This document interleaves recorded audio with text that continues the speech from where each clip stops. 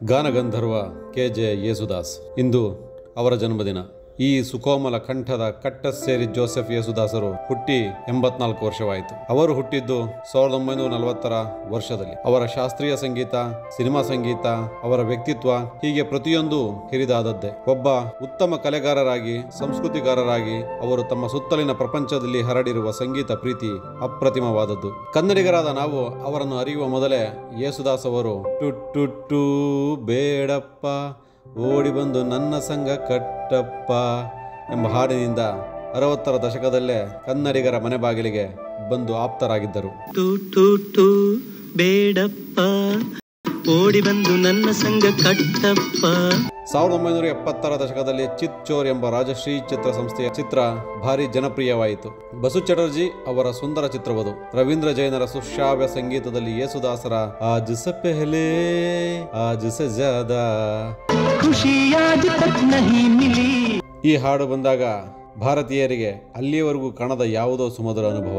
ಎಲ್ಲರ ಬಾಯಲ್ಲೂ ಯೇಸುದಾಸರ ಗೋರಿ ತೇರ ಗಾವು ಬಡ ಪ್ಯಾರ,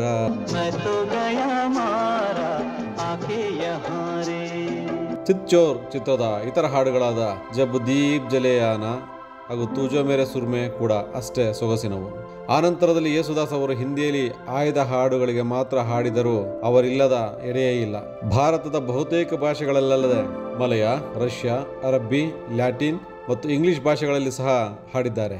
ಹೀಗೆ ಅವರ ಗಾನ ಲಹರಿ ಕಳೆದ 6 ದಶಕಗಳನ್ನು ಮೀರಿ ನಿರಂತರವಾಗಿ ಮುಂದುವರೆದಿದೆ. ಚಿತ್ರ ಸಂಗೀತದಲ್ಲಷ್ಟೇ ಅಲ್ಲದೆ ಯೇಸುದಾಸರು ಶಾಸ್ತ್ರೀಯ ಸಂಗೀತಾಸಕ್ತರಿಗೆ ಸಹ ಬಲು ಪ್ರಿಯರು. ಅವರ ಯಾವುದೇ ಚಿತ್ರಗೀತೆ ಕೂಡ ಶಾಸ್ತ್ರೀಯ ಸಂಗೀತದ ಸೊಗಡನ್ನು ಕಟ್ಟಿಕೊಡುತ್ತದೆ. ಅದಕ್ಕೆ ಉದಾಹರಣೆ ಈ ಹಾಡುಗಳು. ಯಾರೇ ನೀನು ಚೆಲುವೆ ನಮ್ಮೂರ ಯುವರಾಣಿ ಕಲ್ಯಾಣವಂತೆ ಆ ಕರ್ಣನಂತೆ ನೀದಾನಿಯಾದೆ ಎಲ್ಲೆಲ್ಲೂ ಸಂಗೀತವೇ. ಯೇಸುದಾಸರು ಯಾವುದೇ ಸಿನಿಮಾದ ವಾತಾವರಣದ ಸೋಂಕಿಲ್ಲದೆ ಕೇವಲ ತಮ್ಮ ಅಮೋಘ ಶಾಸ್ತ್ರೀಯ ಸಂಗೀತ ಬಲ ಮಾತ್ರದಿಂದಲೇ ಕಳೆದ 5 ದಶಕಗಳಲ್ಲಿ ಎಲ್ಲಾ ಸಂಗೀತಾಸಕ್ತರ ಹೃದಯಗಳಲ್ಲಿ ಪ್ರಧಾನರಾಗಿ ರಾರಾಜಿಸುತ್ತಿದ್ದಾರೆ. ಯೇಸುದಾಸರಿಗೆ ಅವರ ತಂದೆ ಜೋಸೆಫ್ ಅವರೇ ಮೊದಲ ಗುರು. ಜೋಸೆಫ್ ಅವರು ಕೂಡ ಹೆಸರಾಂತ ಶಾಸ್ತ್ರೀಯ ಸಂಗೀತ ರಂಗಭೂಮಿ ಕಲಾವಿದರಾಗಿದ್ದರು. ಮುಂದೆ ಯೇಸುದಾಸರು ಸಂಗೀತ ಅಕಾಡೆಮಿಗಳಲ್ಲಿ ಪದವಿ ಪಡೆದರು. ಸ್ವಲ್ಪ ಕಾಲ ಶ್ರೀ ವೇಚೂರು ಹರಿಹರ ಸುಬ್ರಹ್ಮಣ್ಯ ಅಯ್ಯರ್ ಅವರ ಬಳಿಯೂ ಕಲಿತರು. ಆನಂತರದಲ್ಲಿ ಯೇಸುದಾಸ್ ಸಂಗೀತ ಲೋಕದ ಅಪ್ರತಿಮ ವಿದ್ವಾಂಸರಾದ ಚಂಬೈ ವೈದ್ಯನಾಥ ಭಾಗವತರು ಅವರ ಶಿಷ್ಯತ್ವ ಪಡೆದರು. ಕೇವಲ ಕರ್ನಾಟಕ ಸಂಗೀತದಲ್ಲಿ ಗಳಿಸಿದ ಸಾರ್ವಭೌಮತ್ವವಲ್ಲದೆ ಯೇಸುದಾಸರು ಹಿಂದೂಸ್ತಾನಿ ಶಾಸ್ತ್ರೀಯ ಸಂಗೀತದಲ್ಲೂ ಪ್ರಾವೀಣ್ಯತೆ ಸಾಧಿಸಿದರು.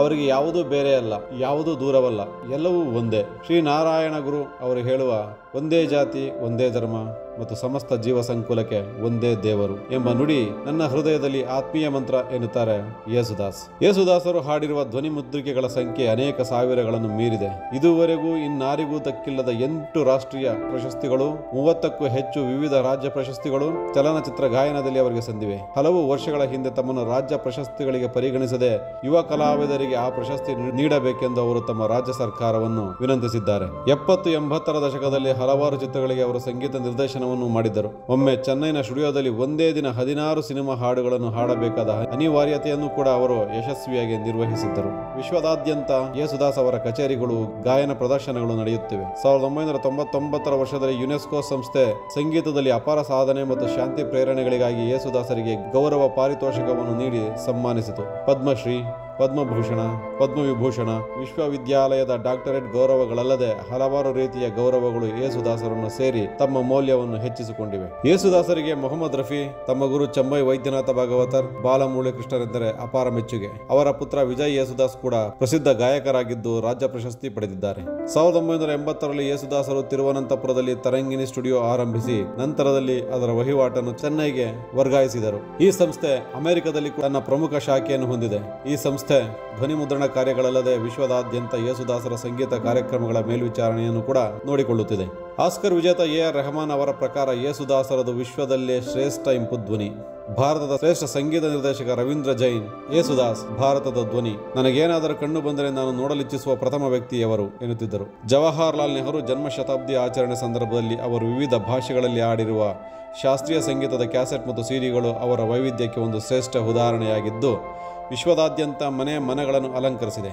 ಇದಲ್ಲದೆ ಅವರು ಎಲ್ಲಾ ರೀತಿಯ ಶಾಸ್ತ್ರೀಯ, ಲಘು ಸಂಗೀತ, ಸಿನಿಮಾ ಸಂಗೀತಗಳ ಹಾಡುಗಳನ್ನು ಹಾಡಿದ್ದಾರೆ. ಅವರ ಹರಿವರಾಸನಂ ಭಕ್ತಿಗೀತೆಯನ್ನು ಆರಾಧಿಸದವರಿಲ್ಲ.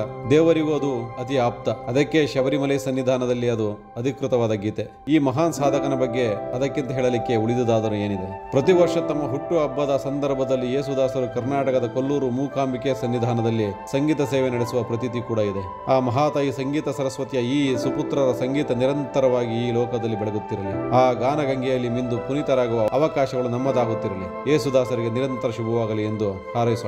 ಮತ್ತೊಮ್ಮೆ ಜಗದ್ವಿಖ್ಯಾತ ಗಾಯಕ, ಸಂಗೀತ ನಿರ್ದೇಶಕ ಯೇಸುದಾಸರಿಗೆ ಜನ್ಮದಿನದ ಶುಭಾಶಯಗಳು. ಹರಿವರಾಸನಂ ಸ್ವಾಮಿ ವಿಶ್ವಮೋಹನಂ.